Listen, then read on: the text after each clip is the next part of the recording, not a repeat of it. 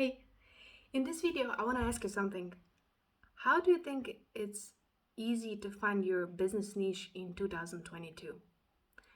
So, for all of you who don't know who I am, my name is Zerina Zinger and I go by Zinger. I'm senior international interior designer and CG artist, and I have a bunch of experience in field of digital marketing, interior design, and like all those digital and online things, basically online business. So in these YouTube videos, I want to cover my perspective, my takeaway from what I've learned so far, and I want to share that with you. Hopefully, help you how to overcome all these, let's say, challenges that we're facing in 2022 in terms of business, self growth, digital media, and a bunch of other things. So, to go back on the topic, how to find a niche in 2022, I think the hardest part for me was when I reached to this question, and I've been asked this question so many times, like, what's your business niche? I'll just guide you through my three-step process, how I found my niche and what I do today, and how I reached to that point. It's very hard to tell somebody find your niche when you're on your very beginning, like when you're just starting out, because when you're just starting out, you don't have a bunch of clients, you don't have a bunch of usually you don't have a bunch of money to spend on advertising and see what's working and what's not working, and it's easy to get caught in just client by client and paycheck by paycheck. So in the beginning, I also, instead of going deeper, I went wider, and I guess that in a financial sense, like at the moment, it helped me, but I didn't think of the longevity of my business at that point. So today, what I know and what I would do different if I would starting my business right now, I would just pick a niche and just go in that one niche and just double down everything that was working in my business. And there were so many things that just didn't work out at all. And those things are it's like when somebody asks you for a certain project, and kind of you have a deal, and then the better deal comes, you can't just cancel the client. It's just a better reputation for you. But if you think of your business as something that's gonna grow, and you gonna grow as a person as well with that business, then you have to really think like what kind of client I want to have and what kind of project I want to have in my portfolio. um, I was unfortunate to not have that possibility to choose and pick clients and projects at my very beginning. I worked at a very low pay rate. I worked with like so many wrong clients. Like I would never work with them again. Not because they are bad people. It's just we're not a good fit. But at that moment, I really needed money, so I just worked with them. So I have like at the moment I have maybe only 20% of my portfolio displayed because the projects that I did, I wasn't happy with them, and those are not the projects that I want to continue working in the future. And I'll just give you straight examples. So some of those projects are, for example, branding. I'm not bad at it, I'm good at it. But the thing is, I'm not a brand designer. I can do branding from my own knowledge and from my own expertise that I've learned because I had to do my branding for my job. And other projects, for example, were site visits. I hate site visits. Like there is no site visits, doing measurements, doing client negotiations, doing project specifications, doing supervision. I completely 1000% hate those parts of my job, but at some point I had to do them, and it's good that I tried them and to be like 100% sure that I really hate them and I don't want to do them. So as of uh, January 2022, I just moved back only to online work and digital work, and just I don't even think that I had more than 2 site visits for this entire 6 months, because I brought the decision that if I'm not gonna work under my terms as I'm a solopreneur, I'm not gonna work at all. So that was my first takeaway. Um, I know you cannot choose so much at the beginning, but try, like, at least let's say that 40% of the projects you do and you accept are the projects that you really want to repeat and repeat afterwards in the future, and don't just like wait on the client to because the more proud you are of your projects, you're gonna showcase them, and then you will attract those kinds of clients. And for me, it was also a problem. So this is my point number two. To conclude, point number one would be try to like, as the time goes by, try to narrow your perfect client, because at the beginning you don't know who's the perfect client, but in like 6 months to 1 year, you will filter out all the qualities you want for your client to have, and all the uh, like the costs and the values and everything. Of course it's gonna change, but it's gonna filter out. Your perfect client is gonna filter out. So don't rush it and try it, because I broke my head just thinking of it, like how my perfect client looks like, and I wouldn't know until I tried. So just give yourself enough time to filter out your perfect client, and just repeat the successful projects and projects you're happy with it. Thing number two would be, if you're not happy with the project and with the type of projects you did. For example, I will mention now graphic design. I really like it, and it was my like a side hustle next to the interior design that I did. What's the problem with that? Every time when I post my graphic design project, I get like 10 new requests for another 10 graphic design projects, and I don't want to do graphic design. I want to do interior design. I want to do just design solutions. I want to do customer experience. I want to do that kind of projects. I want to do animations. And I was constantly like, time was passing, I needed money, and I was just offered those graphic design projects. And now how I solve that problem: even if I'm gonna do our graphic design projects, I'm not gonna post them on my portfolio. Maybe I include that in my Behance just for my reference, and just so I know I did it, because oftentimes when you have so many projects, you tend to forget what you worked on. And after that, I just don't post, and I don't say anything about the projects. I just take the money and leave it as it is. Otherwise, I would be repeating the same mistake as from my beginnings from 2016, just posting out everything and getting like such a variety of projects that I just don't want to work on. So that would be my second takeaway. Don't post everything you do. Just post things that you really want to repeat in the future. Whether those are the projects or your expertise, or like, there are so many things. You can get easily trapped in digital world and digital business, because like on daily basis you have so many opportunities to shift your career. And why it's hard to stay consistent? Because we have so many opportunities.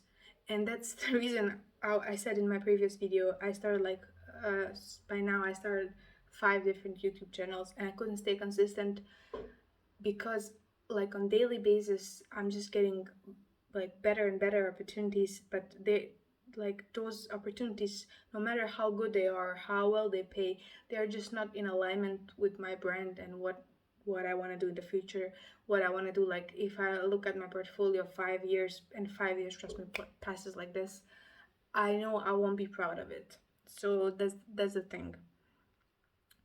And my third takeaway for this finding your business niche would be, just think of your business as something that needs to be aligned with your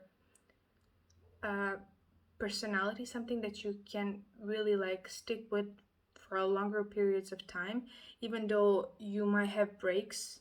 I also took like 2 really long breaks from my business. At one time I took like a break almost a year. Another time was in this year I took 2-month break. I didn't work at all. I just needed to decompress because the 2021 was such a hard and intense year for me. So I just needed to decompress and refill my batteries, so to say. And after that, I also had to do something that, like, younger me would never do. I had to cancel a bunch of clients because I kept my schedule was filled until 2023, and it was only the end of 2021. Imagine, like, I was booked for this entire year, and I didn't like the schedule at all. Like, my schedule was just being busy and being busy all the time, not having time for myself, not having time for my family, not having time for anything. It's just my calendar looked just like work every day, all day until you drop. And I just didn't like it. So sometimes you just need to pivot. You need to stop and you need to pivot. Like, no matter if the pivot is gonna be 180 degrees, you just need to do the thing. So I did the thing. It was painful. It was hard. I got really harsh words from some of the clients, and they were very mean to me. But I was like, I'm a thicker skin now than I was when I was starting, like in 2016.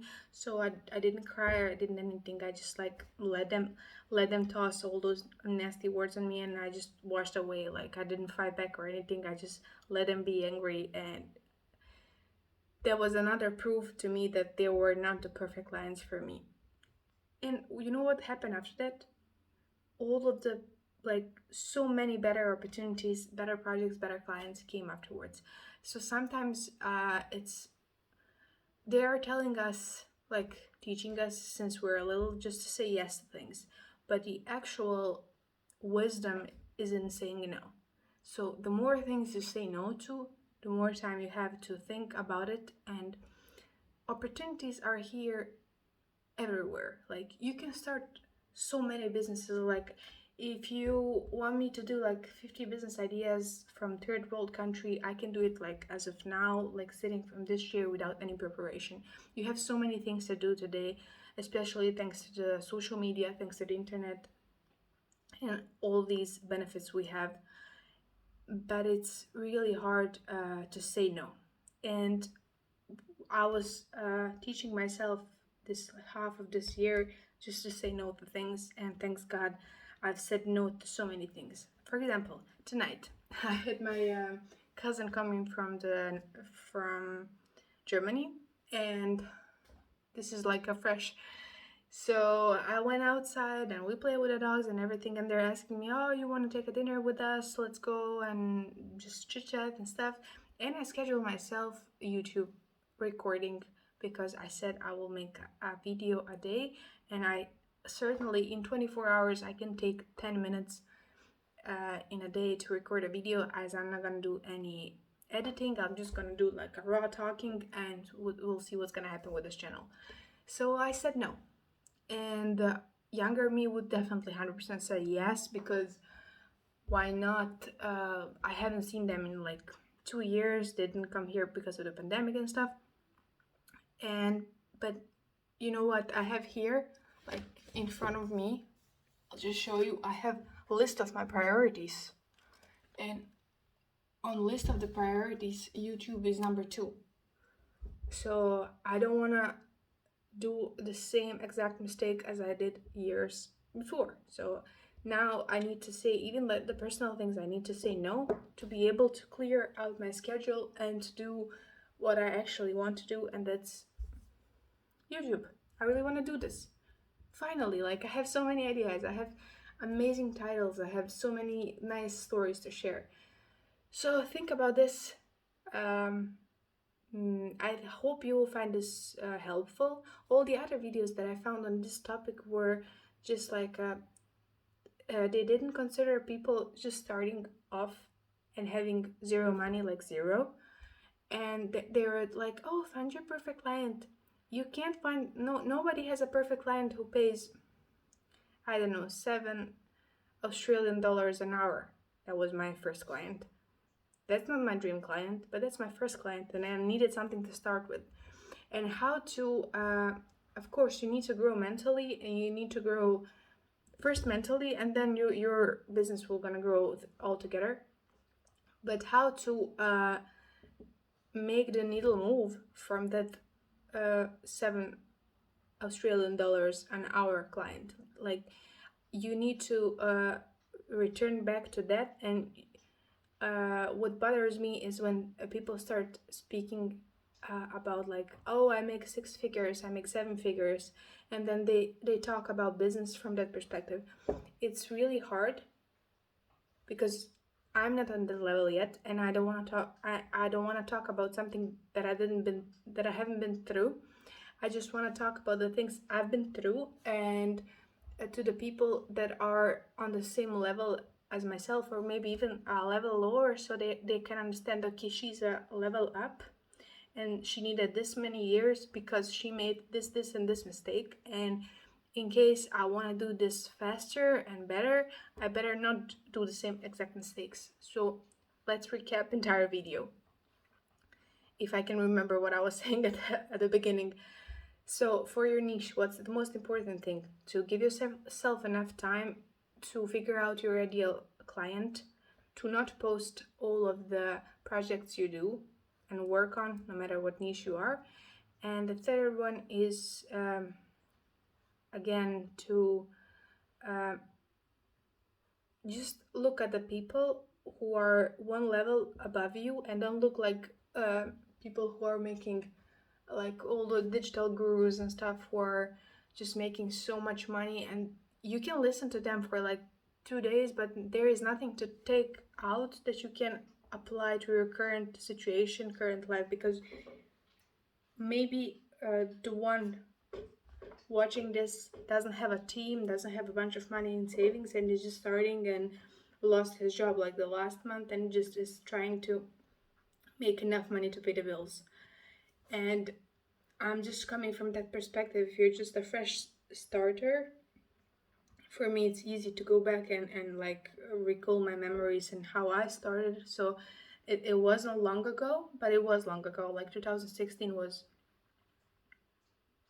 like 5 years ago, but trust me, passed like this, like snap of fingers. So yeah, those would be my 3 takeaways of how to find your niche in the business. And trust me, it's gonna come. It's gonna come by time. It needs to, like, some things you just need to try to see what you don't like. You need to try certain projects, certain work with certain people. I would be brave enough to say here, and with certain nationalities too, because after working with some people, I'm just I don't know, maybe this will sound racist or something. I just don't work with certain nationalities. And why is that? The reason is I had trouble like once, twice, 3 times, and I cannot give myself 3 other lives to fix all the communication issues, because apparently everything I say is wrong and everything they do is wrong. So I guess we're just not a good fit. And for example, I'm avoiding. It's always a misunderstanding, and it always goes into the wrong direction. So I just stick to work with certain people, and those people are now my like regular and old clients. But all that filtered out, like it just didn't happen overnight. All those bad experiences I had, and trust me, I had plenty of them. One time I remember I was just like crying in my pillow until 3 a.m. because of the client, and my mother entered my room and she was like, "You're crazy, and why are you doing this to yourself?" And I really wanted to please that client, who was just, he was such an idiot. Like, I think I did more than 35 revisions for the project, and I was at my beginning, like it was maybe my 3rd month, and he took advantage of me just being so young and so naive, just to keep up with the revisions and stuff. He just drained me so much, and after that I just avoid working with those people, and I blocked the client totally. Like, I didn't even take the money that I've earned so far, like, but by that time I just didn't want it at all. and I felt really bad. So you don't want to do that to yourself. No matter how professional you are, at the beginning it's really hard to stay detached from your project, because each project you do, especially if it's a communication, you feel like it's your little baby. You carry it, you live with the project for few weeks, and then you have to let it go. And it happens with every single project. So just be smarter than me, and if you see that somebody's trying to fool you or take advantage of you, just it's better to walk away than lose your nerves, as I did. And I'm telling you, like, I have a bunch of these stories. Probably they will come out in my other YouTube videos, but for now, that's everything that I want to share. And of course, if you find any of my content useful, if this helped you even like 0.0%, I will be very happy if it did. And if you do me an extra favor, would be to like and maybe subscribe to my channel, because I will share a lot of other things that I haven't shared by now, just because I was, as I said earlier, frozen. It's time to melt, and it's time to share my knowledge. So I'll see you in the next video, probably the next day, and just have a great weekend.